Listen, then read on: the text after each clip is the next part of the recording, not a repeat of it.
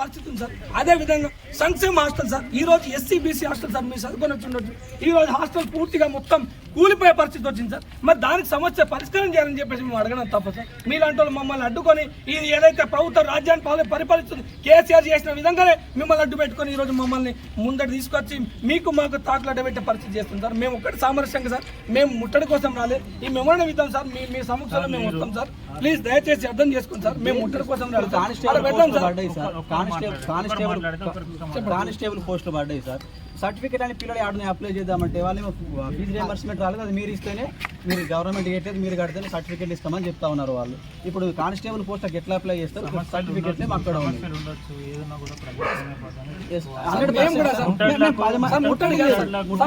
10 మంది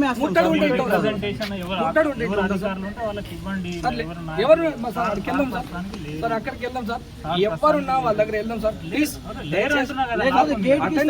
అటెండర్ ఉన్నాయి ప్లీజ్, మమ్మల్ని ఆర్డర్ పోనీ సార్. ప్లీజ్ దయచేసి అర్థం చేసుకోండి సార్. ప్లీజ్ సార్, మేము అందరం ఇంతకుముందు ఏమన్నారు మీరు కొంతమంది రండి,